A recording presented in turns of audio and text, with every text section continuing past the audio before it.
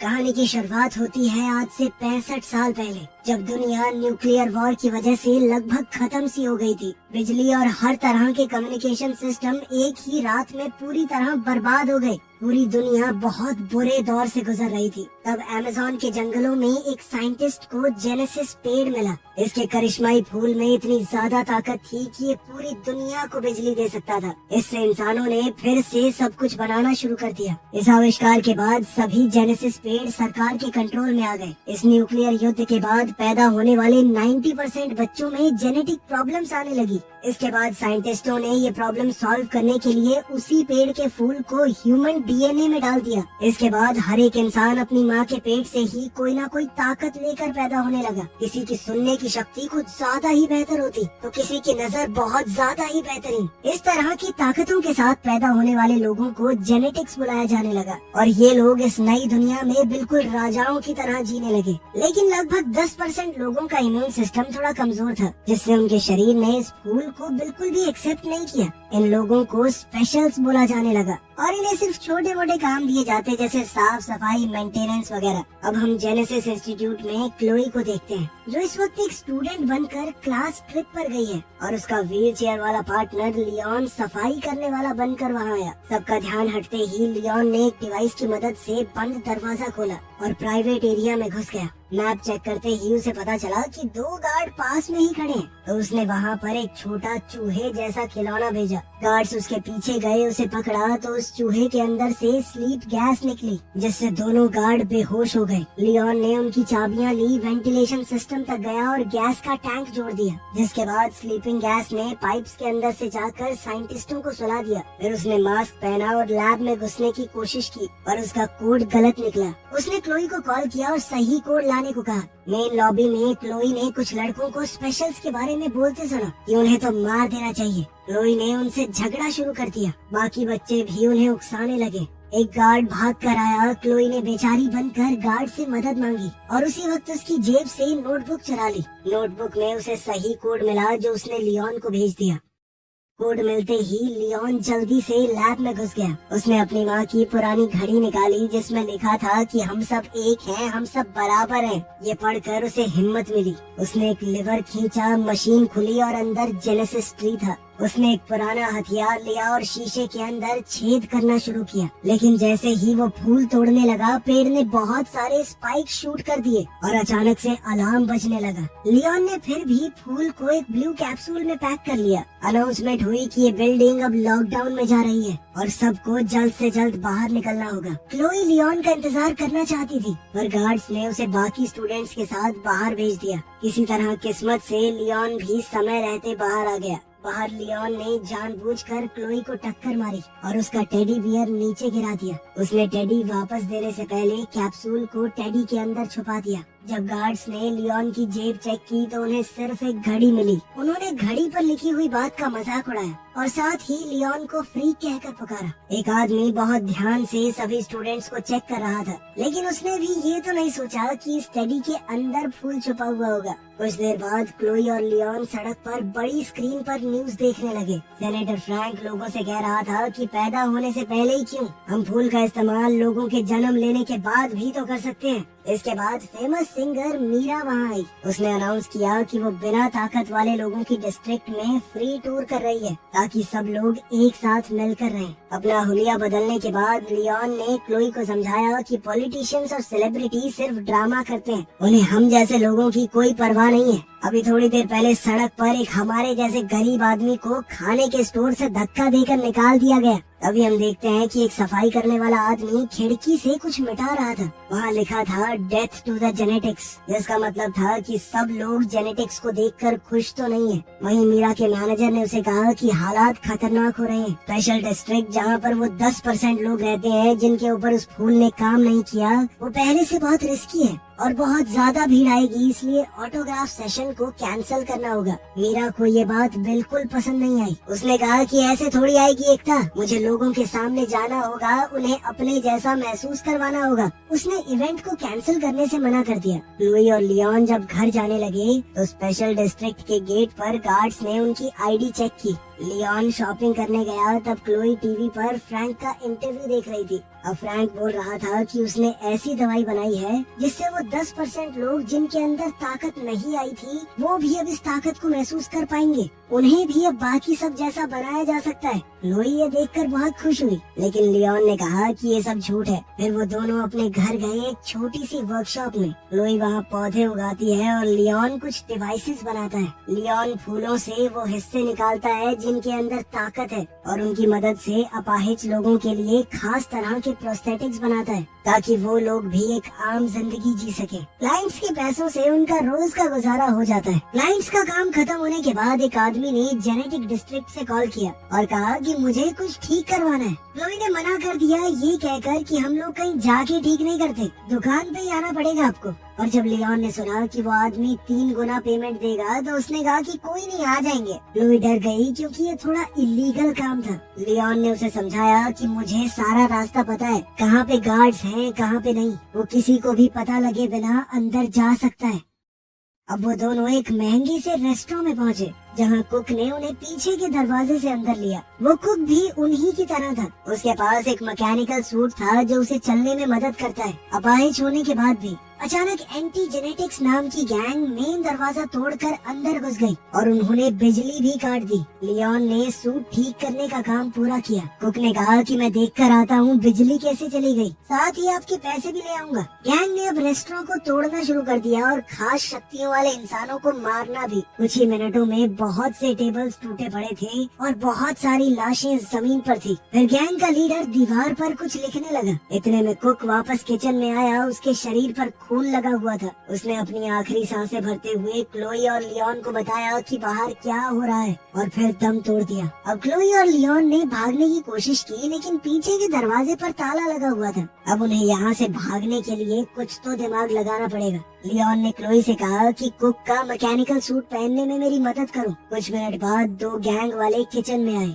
उन्हें सिर्फ मरा हुआ कुक ही दिखाई दिया क्योंकि क्लोई और लियोन छुपकर बैठे थे। वो लोग दीवार पर कुछ लिखते हुए बात कर रहे थे कि कल एक छोटा शो होगा और अगले दिन बहुत बड़ा काम। एक गुंडे ने अपने कुछ आइडिया देने की कोशिश की, लेकिन बॉस ने उसे चाकू दिखाकर धमकाया कि प्लान में कोई बदलाव नहीं होगा, ठीक है। एक आदमी ने कागज गिरा दिया और क्लोई ने उसे उठाया। पुलिस की आवाज आई तो गुंडे निकल गए। अचानक लियोन के सूट ने कंट्रोल छोड़ दिया। सूट ने खुद ब खुद उसे खड़ा कर दिया और काउंटर पर फेंक दिया। दोनों आदमी उसके पीछे आए तो लियोन ने बर्तनों और गर्म पानी का इस्तेमाल करके उनसे लड़ाई की। लड़ाई के दौरान बॉस का मास्क हिल गया और उन्हें उसका चेहरा दिख गया। गुंडों ने लियोन को काउंटर पर दबा दिया और क्लोई उसे बचाने कूद पड़ी। फिर लियोन ने गुंडों के ऊपर आटा फेंका और जल्दी से वहाँ से निकलने की सोची। अब वो क्लोई के साथ एग्जिट की तरफ भागने लगा। सूट की ताकत से लियोन ने दरवाजा तोड़ दिया और वो दोनों वहाँ से बाहर निकल गए। बाहर लियोन को सूट में चल पाना बड़ा मुश्किल सा हो गया तो क्लोई उसे संभाल कर एक गली में ले गई। पुलिस की गाड़ियाँ पास से निकल गई पर उन दोनों को नहीं देख पाई।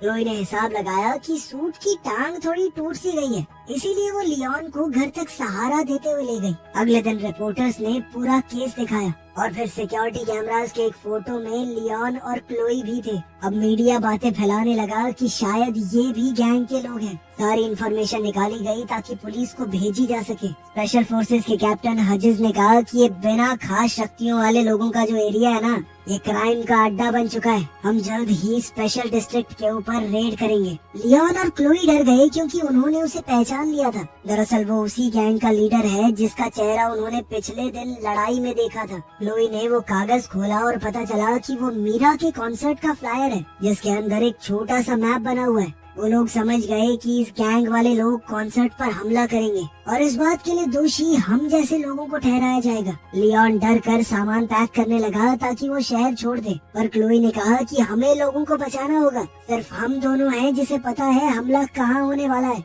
बहुत सारे निर्दोष लोग मरेंगे वहाँ पर, क्या हम ऐसा होने देंगे? इस पर लियोन ने कहा कि एक ऐसा आदमी जिसका नीचे का शरीर चलता नहीं और एक 12 साल की लड़की क्या कर लेंगे? ये सुनकर क्लोई रो पड़ी। उसने कहा कि भैया तुम खुद कर दो और इतना कहकर भाग गई। लियोन चाहकर भी उसे रोक नहीं पाया। इसके बाद फ्लैशबैक में दिखाया जाता है कि एक जवान लियोन अपने पिता के ऑफिस में घुस गया था अपनी फाइल देखने के लिए। वहाँ उसे पता चला कि वो स्पेशल है। जैसे ही उसके पिता को पता चला कि उसका बेटा एक स्पेशल है, उसके पिता ने उसे वहीं पकड़ लिया। ये सब याद करके और अपनी माँ की घड़ी को देखकर लियोन ने फैसला किया कि उसे कुछ तो करना होगा।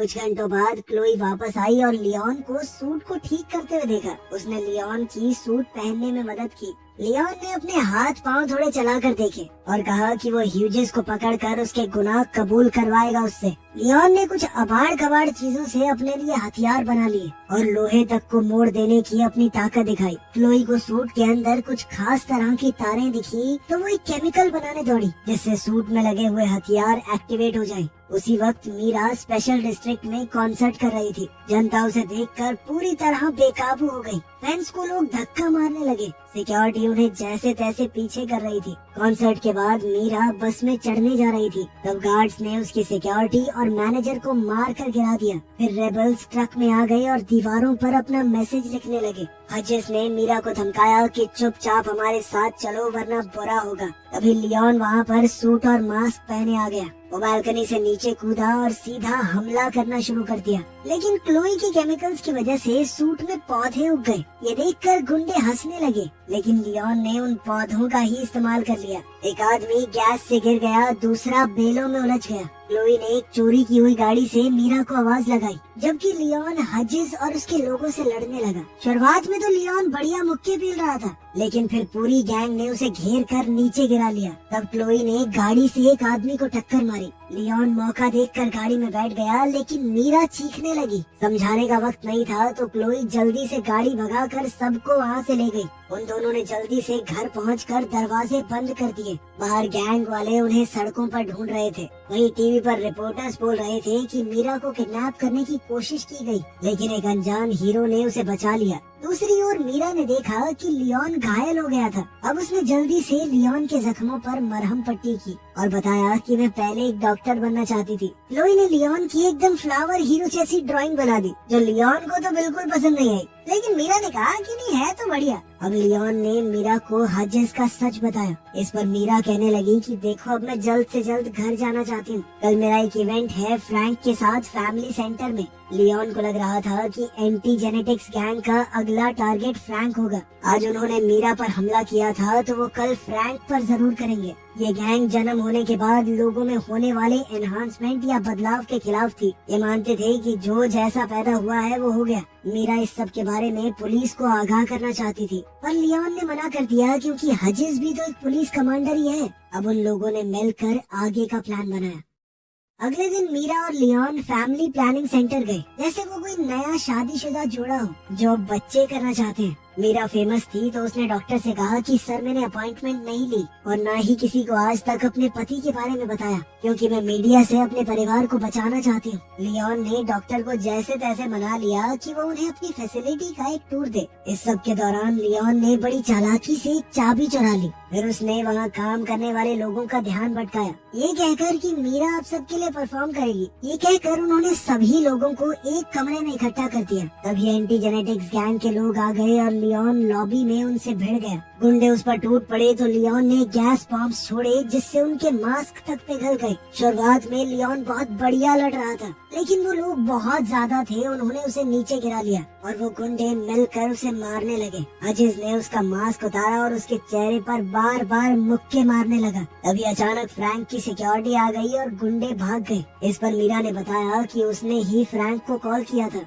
क्योंकि वो समझ गई थी कि गुंडे ज्यादा होंगे, लियोन अकेला नहीं संभाल पाएगा। लियोन ने पूछा कि गार्ड्स ने गुंडों को फॉलो क्यों नहीं किया, तो फ्रैंक ने कहा कि तुम हमारे लिए उनसे ज्यादा जरूरी थे। पता चला कि फ्रैंक असल में लियोन का पिता है। क्लोई ये सुनकर पूरी तरह चौंक गई। वो सोच में पड़ गई कि लियोन ने आज तक उससे झूठ कहा कि उनके पिता मर चुके हैं। वो नाराज होकर वहाँ से भाग गई। अब रिपोर्टर अंदर आ गए तो उन्हें देखते ही फ्रैंक का पॉलिटिशियन मोड ऑन हो गया। उसने कहा कि मेरा बेटा एक प्रूफ है कि जेनेटिक्स और ऐसे लोग जिनके ऊपर फूल ने काम नहीं किया, उन लोगों के बीच में गैप बहुत ज्यादा बढ़ गया है। इसीलिए कल वोट बड़े ध्यान से देना। एक हफ्ते बाद अनाउंस हुआ कि फ्रैंक के प्रोजेक्ट को लगभग सबने अप्रूव कर दिया है। बहुत सारी बसेस स्पेशल डिस्ट्रिक्ट में आई और सभी गरीब लोगों को शहर के बाहर एक मेडिकल कैंप में भेज दिया गया। इस ट्रीटमेंट के बाद उन लोगों के अंदर भी कोई कमी नहीं रहेगी, तो इसीलिए उनकी रहने की जगह यानी स्पेशल डिस्ट्रिक्ट को खोल दिया जाएगा और सभी लोग आराम से एक साथ रहेंगे। कोई रोक टोक नहीं होगी बीच में। मेडिकल सेंटर में लियोन पूछने लगा कि क्लोई कहाँ पर है, लेकिन फ्रैंक ने बताया कि हम लोग उसे नहीं ढूंढ पाए। जब लियोन ने हजेस का नाम लिया तो फ्रैंक ने टॉपिक बदल दिया। उसने कहा कि तुम इस सब की चिंता मत करो, मैं बस तुम्हारा इलाज करना चाहता हूँ। लियोन ने याद दिलाया कि जब आपने माँ का इलाज करने की कोशिश की थी तो वो मर गई थी, याद है आपको? फ्रैंक ने माफी मांगी और ये माना कि मुझसे गलती हुई है। उसने बताया कि तुम्हारी माँ ने एक लेटर भी छोड़ा है, लेकिन मैं आज तक डर रहा था उसे तुम्हें देने से। जब तक मैं हिम्मत जुटा पाता तुमने घर छोड़ दिया था। अब लियोन ने लेटर खोला। उसकी माँ ने लिखा था कि मुझे तुम लोगों को छोड़ना पड़ा, उसके लिए मैं माफी चाहती हूँ। वो चाहती थी कि लियोन एक अच्छा आदमी बने, लेकिन उसे डर था कि लियोन के अंदर का गुस्सा उसके दिल को खा जाएगा, उसके अंदर कड़वाहट आ जाएगी। उसने कहा कि बेटा लोगों को माफ करना सीखो, क्योंकि कोई भी आखिर तक साथ नहीं होता। ये सब पढ़कर लियोन अपनी माँ को याद करके रोने लगा। मीरा वहाँ आई और लियोन को ताजी हवा के लिए बाहर ले गई। बाहर घूमते हुए लियोन को क्लोई दिख गई तो उसने उससे माफी मांगी। क्लोई भी अपने भाई से ज्यादा वक्त तक गुस्सा कैसे रह पाती। फिर लियोन ने बताया कि मुझे लगता है फ्रैंक ने ही सारे हमले करवाए हैं ताकि उसका प्रोजेक्ट अप्रूव हो जाए, लेकिन उसे पकड़ने से पहले उन्हें उसके खिलाफ सबूत ढूंढना होगा। क्लोई को एक आइडिया आया और उसने एक आदमी से जिसके पास आई प्रोस्थेटिक है उसका कैमरा मांग लिया। उधर डॉक्टर्स ने अगले पेशेंट का नाम अनाउंस किया। उधर लैब में क्लोई ने वेंट्स में घुसकर रिकॉर्डिंग स्टार्ट कर दी। हजेस और फ्रैंक आपस में बात कर रहे थे। उनकी बातचीत से ये तो साफ हो गया कि उन दोनों ने मिलकर ही ये कांड किया है। अपने कुछ पेशेंट्स को बेहोश करते वक्त फ्रैंक अपना प्लान समझा रहा था। वो इन लोगों के दिमाग से खास तरह के जीन को निकालना चाहता था। फिर वो उस जीन को उन लोगों के अंदर इंजेक्ट करेगा जिनके अंदर खास ताकत थी। फ्रैंक इसे इंसानों का अगला एवोल्यूशन कह रहा था। फ्रैंक ने बताया कि इससे वो लोग और बेहतर हो जाएंगे,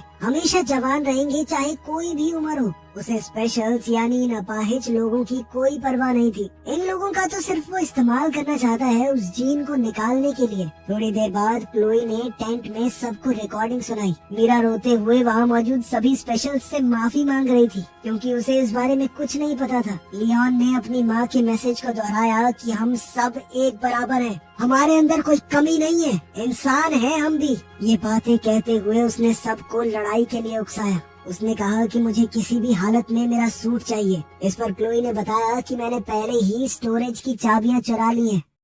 अगले दिन फ्रैंक और कुछ नर्सेज लियोन के कमरे में आ रहे थे उसका इलाज करने के लिए। लियोन ने चद्दर के नीचे अपना सूट पहना हुआ था। उसने तुरंत अपने पिता को पकड़ लिया और नर्सेज से वो इंजेक्शन छीन लिया। फ्रैंक ने कहा कि मैंने ये सब तुम्हारे लिए किया है बेटा, मैं तुम्हारा इलाज करना चाहता हूँ। लेकिन लियोन ने कहा कि तुम एक हैवान हो और कुछ नहीं। अब लियोन ने उसे कमरे के अंदर बंद कर दिया। उसने क्लोई से थोड़ा बारूद लिया और सिक्योरिटी रूम की तरफ दौड़ने लगा। वहाँ मौजूद गार्ड से लड़कर उसने उन्हें गिरा दिया, लेकिन एक गार्ड ने जल्दी से अलार्म बटन दबा दिया ताकि सबको इस गड़बड़ी का पता चल जाए। उधर क्लोई ने कैमरा को कंप्यूटर से कनेक्ट किया ताकि वो पूरी रिकॉर्डिंग पुलिस को भेज सके सबूत के तौर पर। लियोन के जाने से पहले मीरा ने उसे किस किया और कहा कि लौट कर जरूर आना। उधर टेंट वाले एरिया में हजेस अपनी गैंग के साथ आ चुका है। लियोन और स्पेशल्स ने उन्हें घेर लिया और बहुत बड़ी लड़ाई शुरू हो गई। स्पेशल्स के पास सिर्फ बर्तन, पाइप्स जैसी नॉर्मल चीजें थी, लेकिन उनकी तादाद ज्यादा होने की वजह से लड़ाई बराबर की चल रही थी।